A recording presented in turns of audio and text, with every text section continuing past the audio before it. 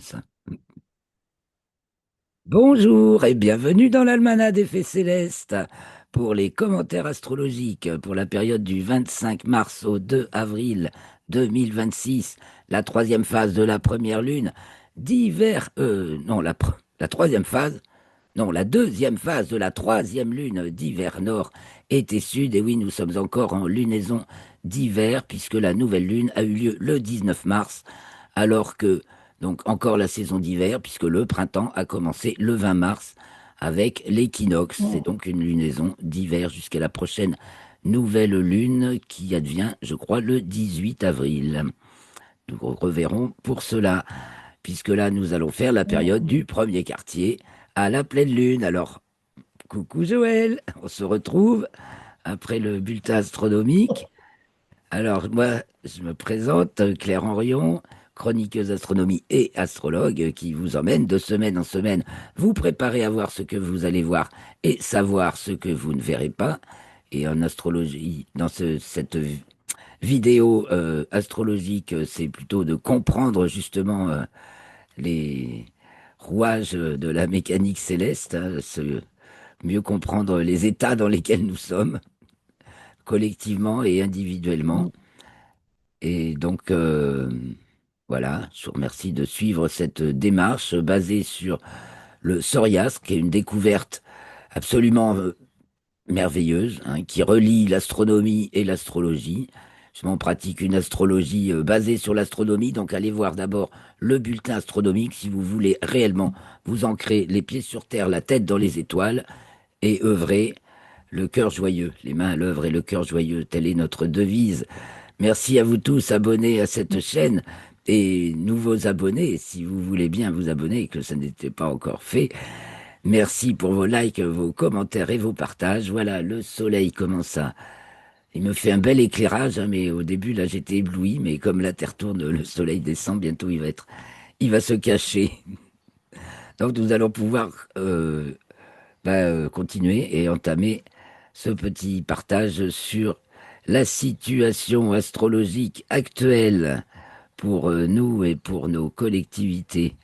Donc je partage l'écran, c'est ici, et on va aller voir les thèmes en quatre référentiels, donc puisque c'est le principe même du soriastre, on a quatre référentiels, quatre sphères astronomiques différentes, distinctes, pour représenter la sphère du sujet en soi, donc en bas à gauche, la sphère du sujet, sphère astronomique euh, topocentrique, locale, c'est le sujet lui-même au centre de son espace local, donc avec à gauche son horizon, ligne zéro sur l'échelle, au-dessus de l'horizon, en dessous de l'horizon, ici ça monte, de ce côté ça descend, et les azimuts, donc les points cardinaux, est, ouest, sud et nord. Donc, ça nous fait des secteurs qu'on va retrouver ensuite dans les maisons astrologiques, dans le thème ici en haut à droite, qui est le thème astrologique classique. Entre les deux, on a en bas à droite le thème du référentiel objet, donc dans le plan équatorial. Là, c'est le centre de ce référentiel, c'est le centre de la Terre, point de vue abstrait, mais valable pour tous, sur Terre, d'un point de vue géocentrique. Et donc, les repères, c'est le plan de l'équateur. Donc, c'est la ligne zéro, et ça c'est l'échelle des déclinaisons, donc déclinaison nord, déclinaison sud, à droite ça monte, à gauche ça descend, ici. Et au-dessus nous avons le thème astrologique classique dans le plan de l'écliptique, donc cette fois-ci, le plan, je rappelle que le plan de l'équateur est incliné de 23 degrés 26 minutes sur le plan de l'écliptique, qui est le plan de la Terre autour du Soleil, le plan dans lequel, défini par la Terre qui tourne autour du Soleil. Et donc là, on a nos signes du zodiaque qui apparaissent, en fait, 12 portions de 30 degrés chacun qui sont bornées par les équinoxes, zéro bélier et zéro balance, et les solstices, zéro cancer et zéro capricorne, qui sont donc le début de chaque, et les solstices, équinoxe et solstice, qui sont le début de chaque saison, avec à l'intérieur de chaque saison trois phases, début, milieu et fin, soit signe cardinal, signe fixe, signe mutable, On les appelle ainsi en astrologie. Et c'est les 12 phases de tout processus vivant, en fait. Et c'est cette structure dynamique du zodiaque, là, sur laquelle je m'appuie avec le zodiaque conditionnaliste de Jean-Pierre Nicolas. Alors, il y a quelqu'un qui parle actuellement très très bien du zodiaque, là, qui vient de sortir un livre, et plusieurs livres, c'est Howard Crowhurst, qui s'intéresse, qui est spécialiste des alignements de mégalithes et de leurs orientations. C'est un trésor c'est un trésor, et de leurs mesures. Et donc, vraiment, il a une approche du zodiaque parfaitement que je cautionne tout à fait. Voilà, d'ailleurs, Rocastre vient d'acquérir son dernier livre sur le zodiaque. Ça mérite, vous cherchez Epistéméa TV. Epistéméa TV.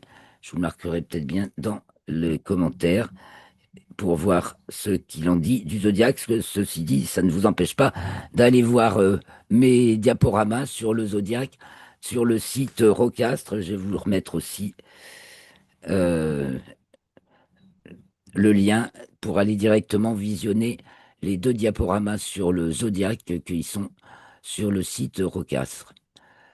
Alors, pour finir, nous avons en haut à gauche la sphère héliocentrique. Là, on se détache du point de vue géocentrique et on va voir du point de vue du Soleil, puisque en réalité, la Terre tourne autour du Soleil avec les autres planètes du système solaire. Donc ici, la Terre. Et donc sa longitude en héliocentrique est exactement à l'opposé de la longitude du Soleil en géocentrique. Soleil, Bélier, Terre, Lune, Balance, parce que vu du Soleil, la Lune est toujours à moins de 1 degré quand elle est à ses quartiers du Soleil. Sinon, là, en pleine Lune, elle est juste derrière. Donc Soleil, Bélier, Terre, Lune, Balance. Et quand c'est... et en plus, la pleine Lune, bah, elle est en Balance. Là, ça, vraiment, c'est vraiment le moment du grand renversement, hein, puisque c'est opposé à Saturne et Neptune. Je vous ai maintes fois expliqué Saturne et Neptune, qui sont vraiment les sous-bassements et de nos sociétés, hein, tout ce qui va les soutenir au point de vue des croyances, toutes les croyances qui forgent les entités que sont nos sociétés et toutes les infrastructures sur lesquelles elles reposent. Donc là, c'est le grand coup de balai et avec la balance, voilà, parce que pour compléter ma première strophe, c'est un poème sur le zodiaque que vous retrouverez aussi sur le site. Faut que je vous mette le lien vers le poème aussi. Et donc, pour ce qui est de la première strophe, c'est Soleil bélier, terre lune balance. Quand soleil balance, l'âme bélier. Ça veut dire que si on est bélier du point de vue géocentrique, en fait, au fond de son âme, on est balance. Et si on est balance du point de vue géocentrique, au fond de son âme, on est bélier. Et une bonne balance, c'est quand même une balance qui s'est tranchée. Justement, la balance, ben, les deux plateaux de la balance, et elle tranche. C'est la justice qui tranche. Et c'est ce qui est en train de se produire. Et là, on est en plein, et puis ça rigole pas, c'est l'ascendant Capricorne. Et c'est du lourd avec Jupiter en cancer en 6. Euh, les, les péripéties se succèdent, les scandales également. Il y a toujours un blocage alors entre les pouvoirs temporels et les pouvoirs spirituels, ou bien entre les petites organisations locales et vivantes et vitales et les super structures qui veulent tout en mettre tout le monde sur une même ligne, comme avoir tous la même heure en Europe, par exemple, une ânerie de l'Union européenne, une parmi tant d'autres, une des premières. C'était dans une démarche progressive, bien entendu. Donc on voit que ce carré qui était déjà là, ah oui, le carré de Jupiter au Soleil, Jupiter. Alors on va arriver au carré de Jupiter au Soleil, oui, ou bien en héliocentrique, c'est aussi un carré de la Terre au Soleil, ça deviendra un petit peu. Ah, c'est déjà passé. En héliocentrique, le carré Terre-Jupiter est déjà passé. Non, que je suis bête. Non, non, il arrive dans 14 jours. 14 jours après, oui. Donc, dans 14-15 jours, carré de Terre-Jupiter en héliocentrique. Et là, en géocentrique, ben, ça va se produire dans 3 jours après le 2, donc le 5 avril. On est donc déjà dans la fracture à tous les niveaux, parce que tous les niveaux de l'ordre, tiens, ben, regardons un petit peu la, le RET. Alors là, j'étais sur le zodiaque, on en a parlé la semaine dernière. Parlons du RET. Donc là, on a de concerner en relation tensionnelle tout le petit r, c'est-à-dire la représentation intensive, tout ce qui tend vers le niveau représentation. Alors bien sûr, le soleil en lui-même, fonction de maintien de la représentation, le un, l'unique, le modèle. Jupiter, qui est le relais de l'existence à la représentation, donc où comment les groupes se forment, ont un langage commun, euh, un ministre pour organiser le groupe, etc.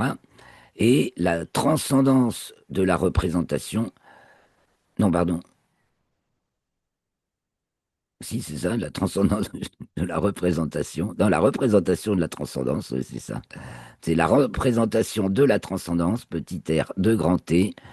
Donc, comment on veut entendre une seule voix, il y a quelque chose de transcendant, plus ou moins, hein, parce que transcendant, là, c'est ce qui sort de l'obscur. Alors, soit c'est vraiment la pureté de la connaissance, et ça donne un flash d'information euh, absolument lumineux, un éclair de génie, ça peut être.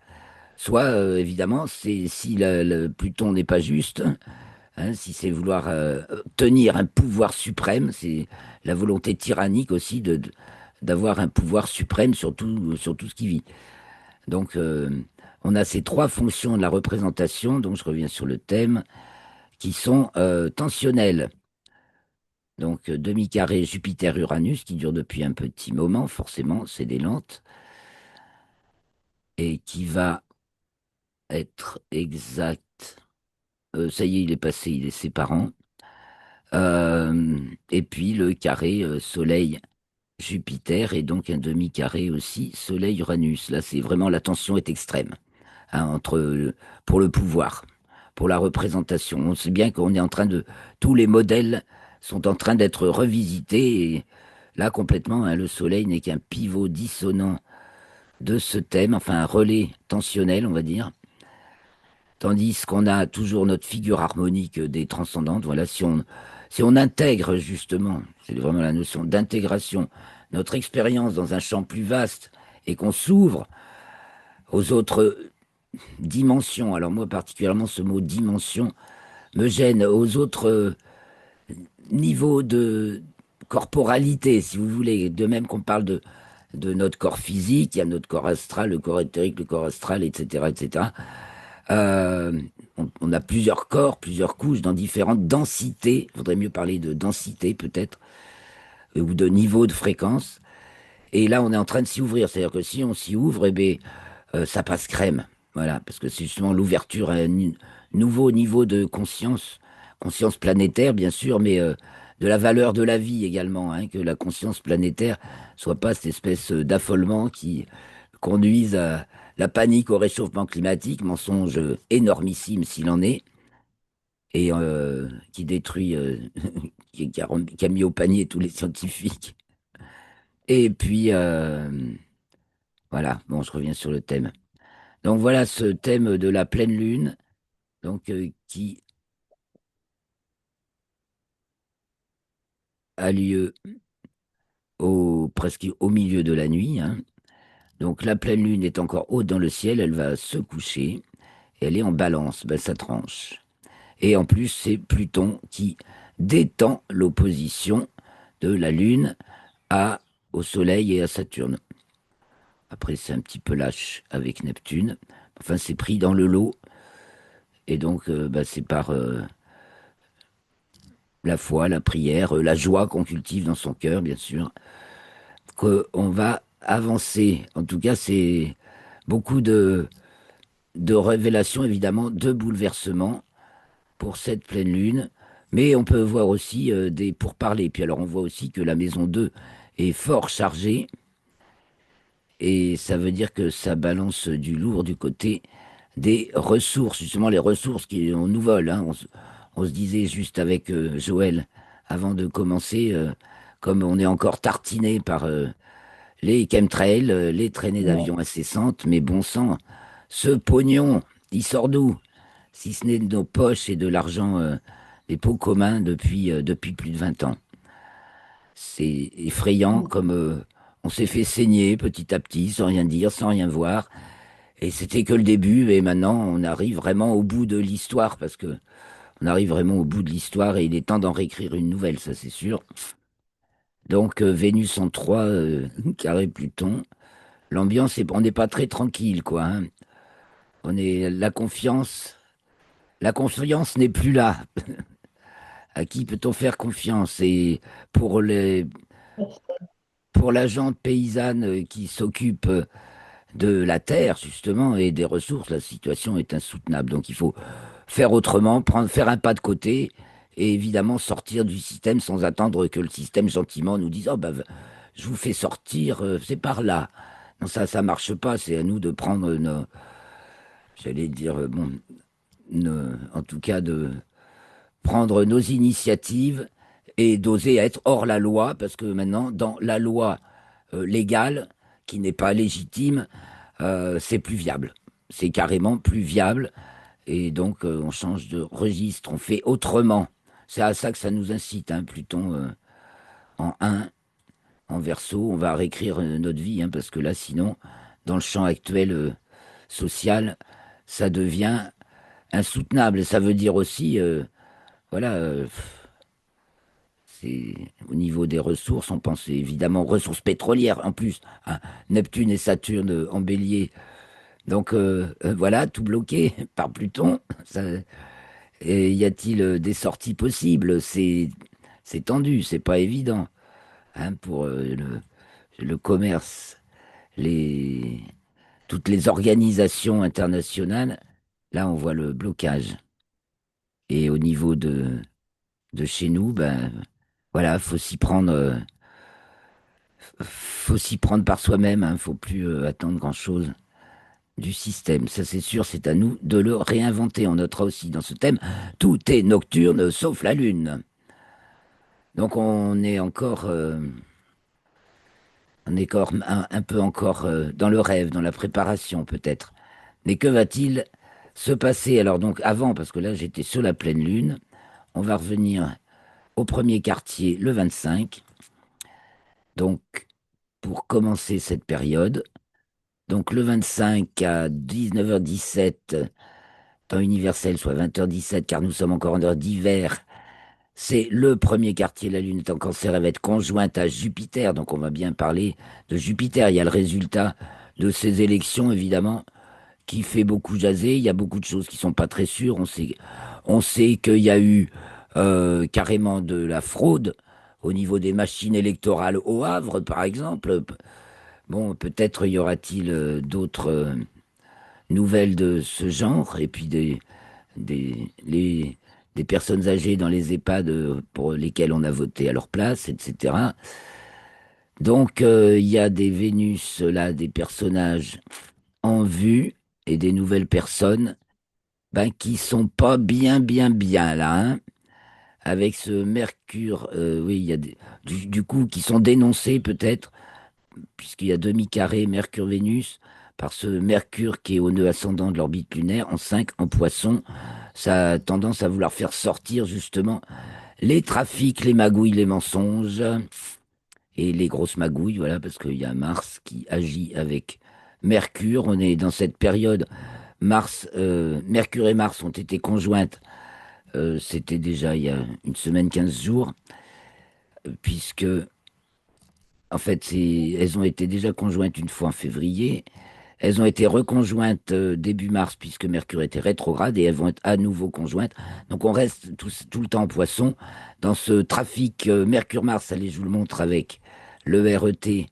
Mercure, donc qui est transcendance de la représentation.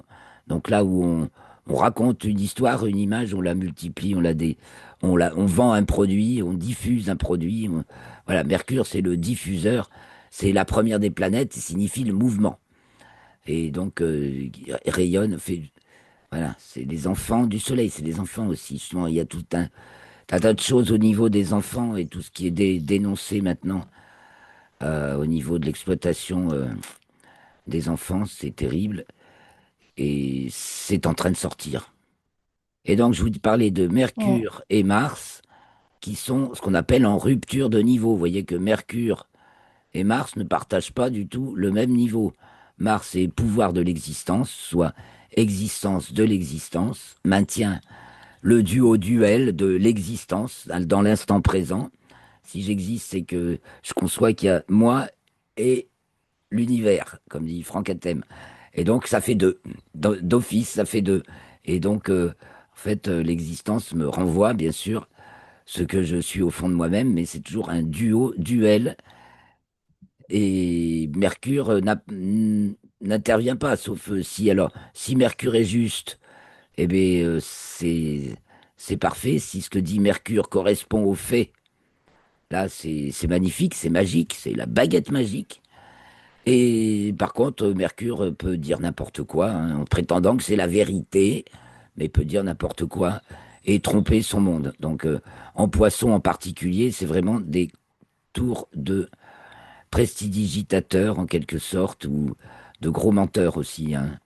Donc, méfions-nous, mais ce balayage de, de Mars par Mercure, donc, depuis 2 mois, qui va s'étaler en tout sur 2 mois à peu près, euh, bah, ça lever beaucoup de lièvres. Donc Mm. ça vient de l'existence du sujet. Donc la société, tiens justement notre ascendant Balance, on va parler des affaires de notre société là, hein. Donc l'existence du sujet et ici la représentation de la relation. Il y a donc, je disais, des figures qui sont sorties peut-être de ces élections, par exemple, des figures phares, des personnages. Alors, on a dit en héliocentrique, je suis revenu à l'ingresse cancer, voilà. En héliocentrique, Vénus est en taureau, s'approche d'être conjointe à Uranus.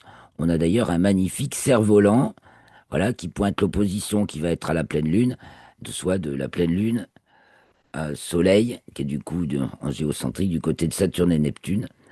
Et là, dans l'héliocentrique, ça Mm. nous fait un grand cerf-volant, donc soutenu par les fonctions de transcendance. Et c'est vraiment, je pense que c'est le moment de bascule le plus très important, en fait. Avec le carré Mars à Uranus, ça nous rappelle la guerre, la confusion. Là, c'est pareil, c'est rupture de niveau aussi, hein. Uranus, comme Mercure, ne touche pas le niveau existence. Donc, soit c'est juste et on s'allie joyeusement dans un magnifique élan vers l'avenir, soit c'est faux et ça casse, c'est la tour de Babel. Donc là, on est sur la Mm. problématique qui agite, qui agite le Moyen-Orient, ça c'est sûr.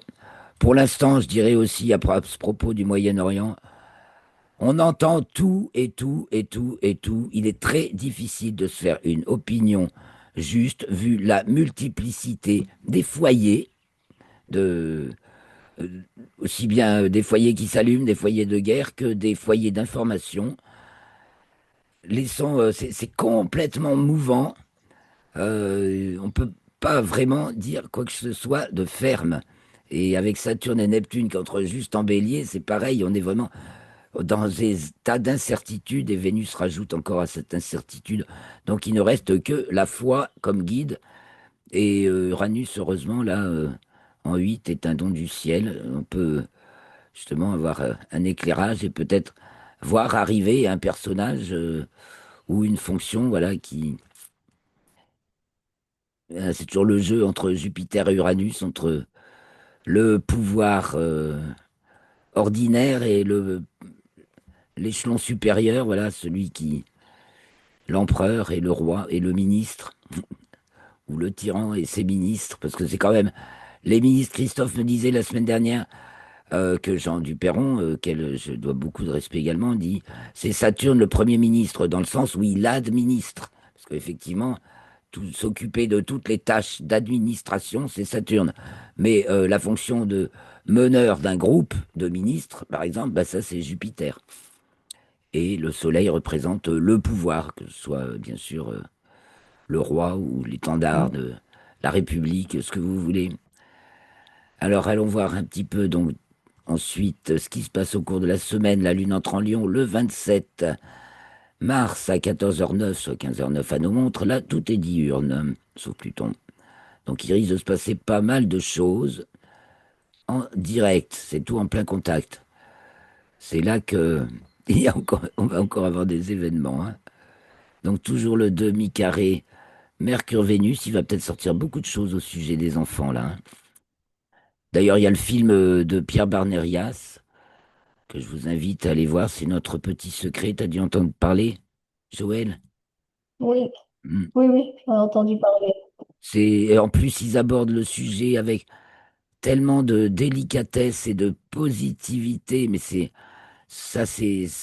fantastique, hein, parce que on n'ose pas trop aller y creuser tellement ça fait peur et horreur. Ouais, Et il arrive ouais, à transformer l'essai, là, justement. C'est très, très fort. Très, très fort. Honneur à ouais, lui. Donc il y a des gens de grande valeur comme ça qui font leur travail dans l'ombre parce que bien entendu ils sont assez blacklistés, mais enfin bon ça sort, hein, parce que quand tu parles à un un gars chez moi celui qui gère le cinéma, je lui dis tu veux pas faire, j'avais parlé du film Les Survivantes, ah non, euh, c'est conspirationniste. Bon ben j'espère qu'il n'arrivera jamais à ce rien à toi et à point-là. tes enfants. Et sinon, tu vas te prendre un Ouais, retour dans la figure. Bon, ça, c'était il y a 2 ans au moins. Alors voilà, et en plus, on voit que l'ascendant est en Lion, donc ce qui nous dit bien que cette période du 27, donc là, nous sommes aujourd'hui mardi 24, mercredi 25, donc vendredi 27, ben avant le week-end, il devrait se passer beaucoup de choses. Lune opposée Pluton, renversante. Tout est sorti là. Beaucoup de choses en train de sortir. Le 29.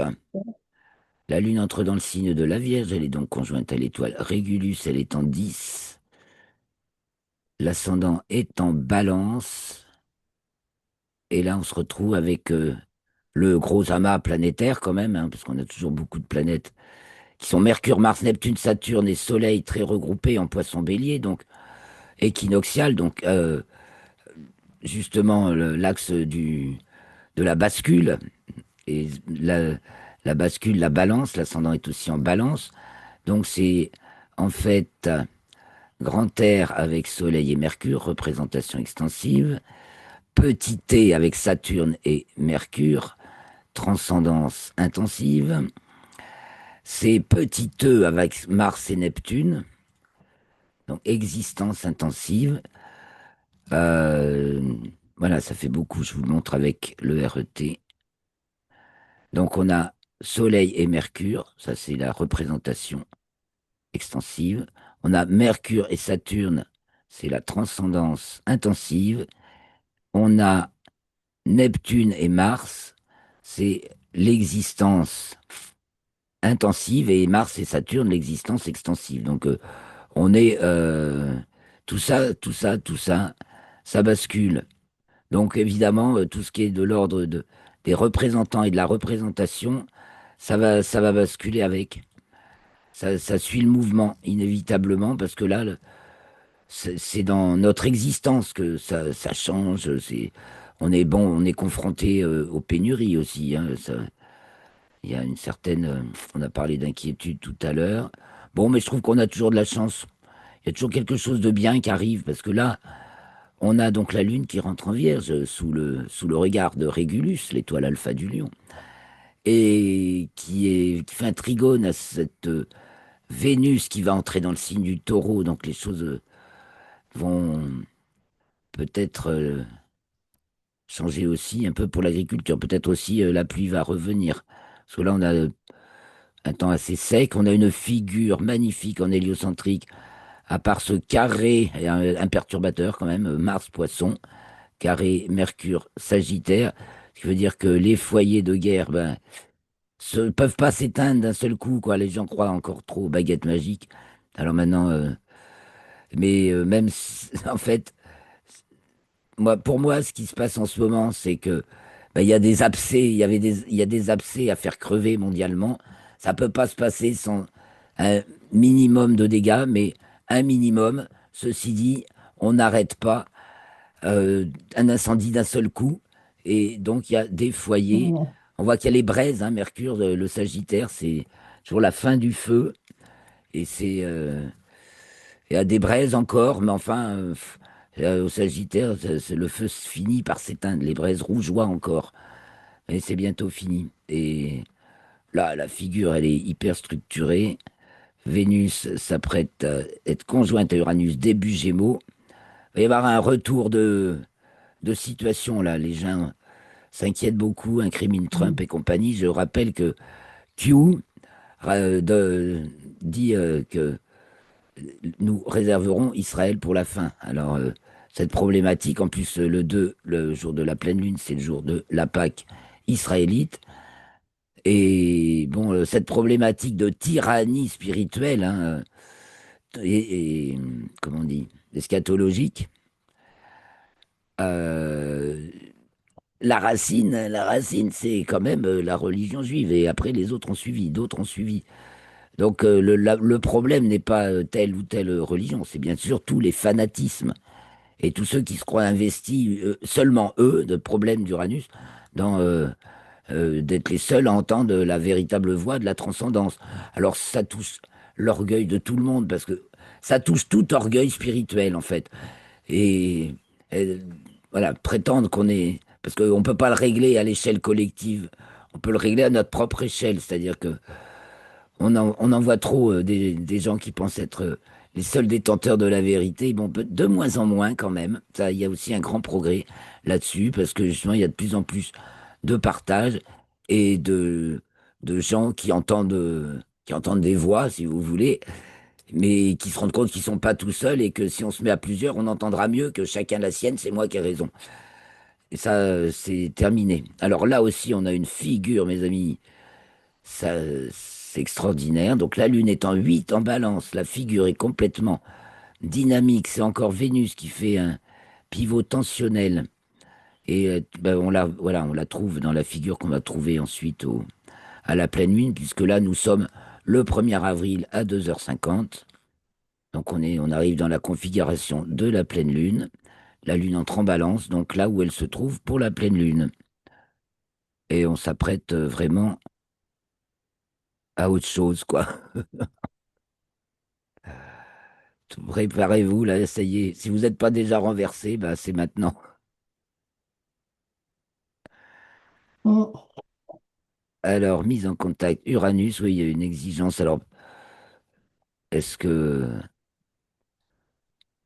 On va peut-être... Ouais, je pense à plusieurs trucs en même temps.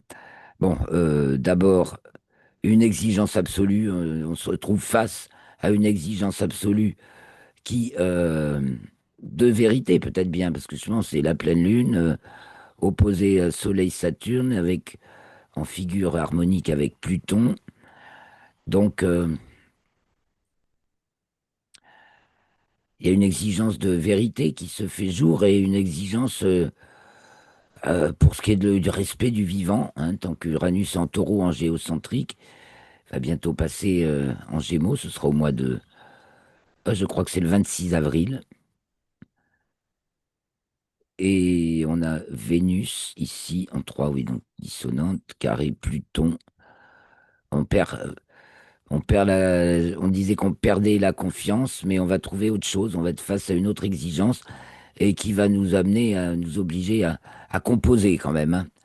Va falloir composer, trouver, se débrouiller, hein, Mercure-Mars en poisson, le système D, pour vivre, et donc sortir de la tyrannie.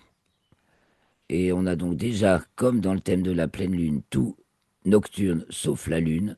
Donc il va se passer des tas de choses et on revient donc sur le thème de la pleine lune. C'est pratiquement le même le lendemain, 24 heures plus tard, puisque la lune est maintenant presque au milieu du signe de la balance. Et donc, c'est Jupiter est toujours en 6, Uranus en 4, Vénus en 3. Voilà, on retrouve la même orientation, puisque c'est à peu près à la même heure. Eh ben, et que c'est du sérieux, hein. Là, c'est l'ascendant Capricorne, ça rigole pas. Alors, est-ce qu'on va réussir vraiment à passer? Parce que, bon, les Français sont malgré tout vachement mous, endormis. Mais là, je pense qu'il y a de quoi sortir de ces gonds et qu'on va vraiment prendre les choses autrement, c'est obligé, hein. Voilà ce qu'on peut dire sur ces thèmes. Mm. Et rapidement, puisque un trigone de Mercure à Jupiter, ça va accélérer le mouvement. Mais ça fait gling, gling, gling, gling, gling. Bon, ce qui est sûr, c'est qu'on est en période de révélation de scandale. Est-ce que les feux de la guerre s'éteignent? Bah, c'est difficile, mais ça va. Il y a quand même quelque chose de nouveau qui va se produire, qui est assez renversant. Bon, bah, tout se règle pas en une semaine, mais cette pleine lune est vraiment le moment, vraiment, on peut dire, de bascule, hein, là. Donc là, c'est le décrochage de Mars en Poisson, voilà. Ça peut faire beaucoup d'échos, beaucoup d'échos, beaucoup d'échos. Tout n'est pas encore. On peut pas tout soigner d'un seul coup. C'est ça que Mars en Poisson, au carré de Mercure Sagittaire, peut y avoir des échos encore qui durent longtemps, longtemps, longtemps. Mais néanmoins, bah, ça se renverse, voilà. Qu'est-ce qu'on peut dire de plus? Tu aurais des trucs à nous dire, toi, Joël, sur Bah cette... non, pas du tout. Rien, rien dans les On sait nouvelles. pas trop où on va. Ah On est comme là, tout le monde, on sait pas trop. ah ouais, c'est... Bon, Ouais, on attend de voir un petit peu ce qui se passe. voilà, je pense que la sagesse, c'est de garder un bon recul Mm. de ce que nous amène à faire Neptune et Saturne pour comprendre vraiment les soubassements, le fond des choses. Donc, Mm. et voir vraiment le dessin, et EIN, ou ce qui se dessine en grand. Il faut prendre les grandes dimensions, c'est ce qu'on essaie de faire, en regardant les thèmes du Soriastre. Et donc, on voit quand même qu'il y a toute une protection de la transcendance qui devrait vraiment nous Mm. aider à passer ce cap où l'humanité est en train de redécouvrir des choses incroyables sur ce qu'elle est réellement, je crois bien. Donc, merci Joël, merci à Bah vous oui, tous d'avoir suivi la tant vidéo. pis. Merci pour vos likes, vos commentaires, vos partages. À la semaine prochaine. On enregistrera le mardi 31 mars. Donc, si vous voulez vous joindre à nous, vous avez le lien dans la description en dessous de la vidéo. Ciao, ciao. Excellent.